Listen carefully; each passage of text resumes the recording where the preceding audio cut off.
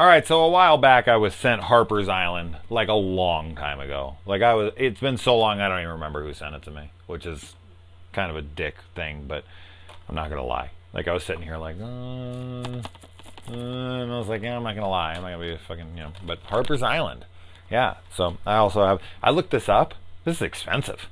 I didn't think this was going to be expensive at all, but I went on like eBay and Amazon or whatever. Like you can't find this thing for like under $35, $40, $50. It's crazy. It's an expensive one for like a little 13 episodes, one season show. But essentially, this kind of plays out like the show Slasher from Netflix, except for if that show was to be picked up by like the CW. That's kind of what this feels like to me. Now, that immediately turned off a lot of you, and I completely understand. This feels very 90s. Even though this is the 2000s, it feels very 90s. At a lot of the times. The haircuts, the everything feels very, very 90s. Now, at first I was like, oh, I don't know about this show. This feels really, really like... made for TV, like made for like ABC. It's a CBS show, so made for CBS is what it felt like. And I was just like, oh, these characters are pretty silly, and the tone of this is pretty dumb. It kind of reminded me of I still know what you did last summer. Like it has a lot of similarities, with I still know what you did last summer. Like a lot of them. Like what I was watching. So we're going to talk spoilers here in a minute, and I'm not going to talk about this a ton, to be completely honest, because I don't have a ton to say about it. And 20 minutes later, I'll be done, as usual. But yeah, so it shares a lot of similarities. Obviously, set on the island, and the killer coming back, and from the character that he was after once upon a time, and then the killer ends up being his son who's there with him, and he's the love interest of one of the main characters, and what I think he even has the line like, hi dad, just like in I Still Know What You Did Last Summer with Ben's son, get it? Which I actually prefer I Still Know What You Did to I Know What You Did Last Summer, like exponentially. I think the first one's pretty much trash, and I think the second one's actually watchable. So anyway, yeah, so this has got Katie Cassidy in it. It also has Preston from Grave Encounters, but he's not in it a whole bunch. He dies pretty quick on. And then some other familiar faces. That dude who's in a bunch of stuff. He's in Hostel 2. He plays the dad of Katie Cassidy's character here. So you got Abby Mills, played by Elaine Cassidy, no relation to Katie, and she's the main character. And John Wakefield came and killed her mom and like 6 other people, I think 7 people altogether, and her father, she thinks, killed him. And they've come back to the island for this wedding, but then of course murders start happening throughout. I just said murders, really weird. Murders? I don't know, but murders is what I was going for there. And the whole premise of the show essentially is that every episode you're going to have a bunch of red herrings, and you're supposed to guess throughout who the killer is going to be. And they kind of do a head fake a bunch of times, but they do an ultimate head fake where the original killer that they think is dead, John Wakefield, actually comes back, and you're like, oh shit. And they did swerve me pretty well, because I thought that Abby Mills' love interest in this, whatever the hell his name was, it's been a few days since I finished this, whatever his name was, the dude that she left behind, when he got blown up on the boat, I was like, oh, it's for sure him. He's 100%. But then when it came back that he was alive like a couple episodes later, I thought it was going to be like he shows up at the very end like, I didn't die in the explosion. I thought it was going to be super lame and generic. So when he came back, I was like, oh, it probably isn't him. Okay, it's probably Katie Cassidy's dude then. And then, yeah, it does end up being him, and he's completely lost it. Now, my favorite characters in this by far were Chloe and her British, wannabe fiance throughout this. At first, I thought they were going to be super annoying. In fact, I thought I was going to hate Chloe. Um, because she was like giving eyes to the uncle, and I thought she was going to be a cheating bitch throughout the whole thing. But her and her dude's relationship is like legit. Like, she legit loves him, and she's a very real character, and so is he. Even though it's very, very like cheesy at times and whatnot, and does play out like a CBS show, whatever. I still found their relationship very enduring. Like, um, their storyline, everything about them is what kept me mostly invested and involved in this. Like, every other character to me was fine. Like, I liked them fine. Like, I was watching and I was like, this is fine.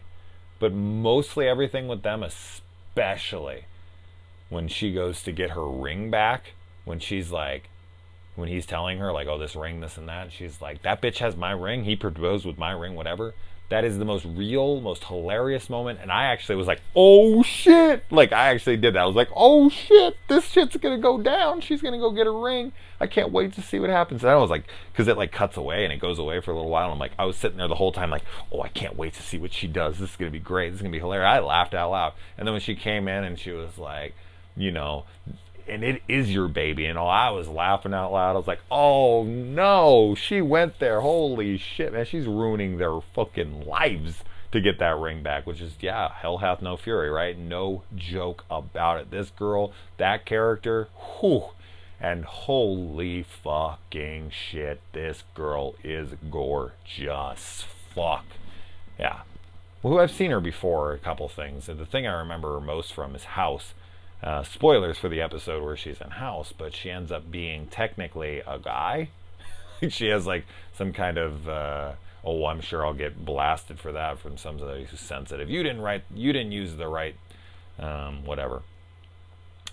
She has like an inverted penis or something, or her testicles never dropped or something, and she's like, that's what she's in the hospital. They finally figure it out, and she's like telling House, like, look, do I look like a boy to you? And she's like getting naked in front of me. She's supposed to be like 15 in the episode. She's like 21 for real. God, she was so hot in that. Like, everybody in the episode, even the dad was plowing her in the episode. Literally, he was fucking his daughter. But she was like seducing him, and like, people were like, oh my god, I don't know if I can blame. It was so fucked up episode. But like, she was so outrageously hot in it, and everyone who came in the room was like, I want to fuck this girl.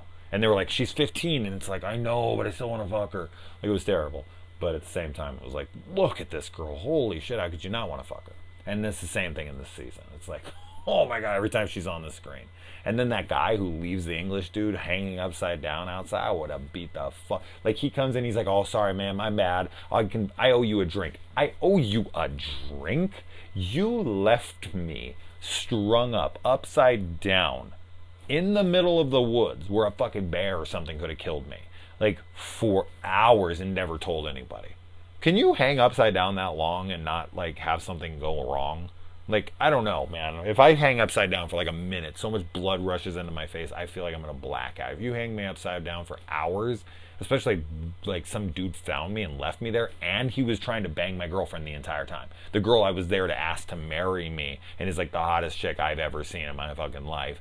And I had her, and she wanted me, and some dude was trying to steal her away from me, and he was like blatantly doing it to my face, while also, now they do get back at him and they like tar and feather him with honey, whatever, but that's like, that reminds me of like the CKY skit where like dude shits on Ryan Dunn, and then like Ryan wants revenge on him, and so like Bam tries to talk him out of it, and he's like, why don't you just like pour jelly on him? And he's like, jelly? Yeah, that'll even it right up. Like, that's what it felt like to me. Like, it's like, oh, well, fucking tar and honey, like a honey tar and feather kind of thing. Yeah, totally even. Try to steal my girlfriend right in front of me, disrespect me like this, and fucking leave me hanging. Literally. No fucking way. Never speak to that guy again. And yeah, he has his redemption moment where he's like a good guy and he sacrifices his life and whatever. I don't give a shit. Same thing with the asshole who's like talking shit throughout. He has this big moment where he gives his life and whatever, and he's like supposed to be one of the big red herrings of the show. I don't care. Like, he's such a piece of shit so many times, he's irredeemable to me. The shit he says to some of them, like where he like makes fun of Abby for her mother dying and all that. Like, no, dude, I'm sorry, absolutely not. You can't do that. You cannot do that kind of stuff and be redeemable to me.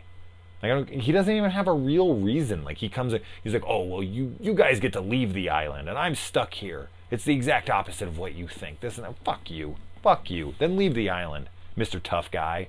You can go.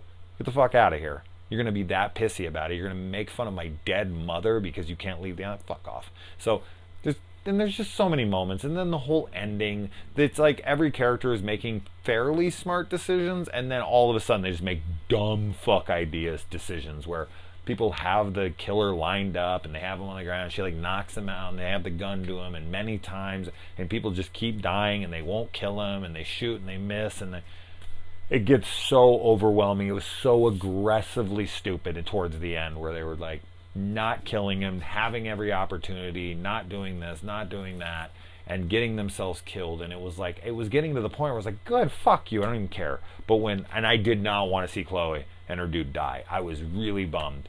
And it was really sad when she was like, you can't have me, and she kills herself and all that. That was tragic. That was like the end of the show for me. Like when she goes like swan dives backwards and you see her floating down, I was like, credits, roll them, I'm done.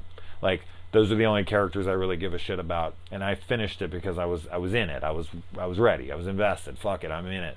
So I wasn't in it, then I was like pretty damn into it, and then when they died, pretty much everything went downhill for me and it kind of ended really lame. So that's kind of how my experience went. It was like down, then kind of up, and then down, and that's how it ended. And an ending like that a show like this should end strong, and it didn't. It really went downhill towards the ending. Still a fun watch. Like, overall, I didn't hate my time with it. I'm glad I checked it out. It's something that people have been talking to me about forever. You ever seen Harper's Island? You ever seen Harper's Island? Whatever. Yes, I've seen it now. Now I can say yes, and now I can talk about it. I can talk about all the characters, and we can talk shit more about it now that I've seen it. But so it's out of the way finally. Yes, cool.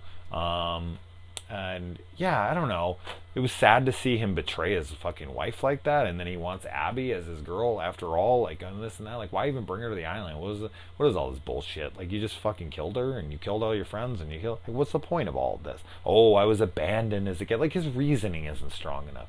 Like, you brought all these people here to kill them.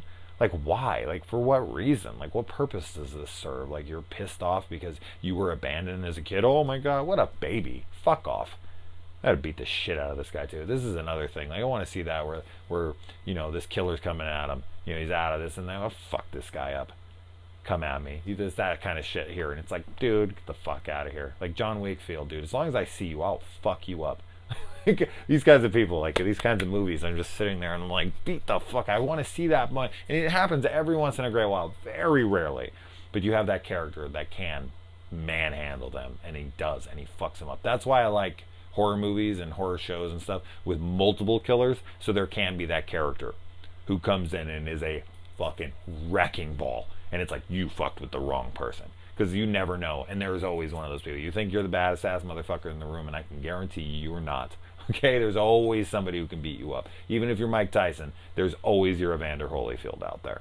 There's that person that no matter how badass you are, there's going to be that guy that comes along and just, wrecks you. And I wanted to see Wakefield wrecked in this, and it just didn't happen. That's not a knock. I don't know. They made so many dumb ass decisions towards the end. It got angering. I rolled my eyes and was so disconnected towards the end. I was like, oh, fuck off. Would they really make that decision in this moment? Would this really happen here with this person? Like, I don't know. It felt realistic enough to an extent. Like, yeah, it's movies, and of course things are exaggerated a little, this and that. You get used to that. But, like, there's some moments where you're like, you have the gun. Like, just, what are you doing? Take the shot right now. Why they took the gun and left?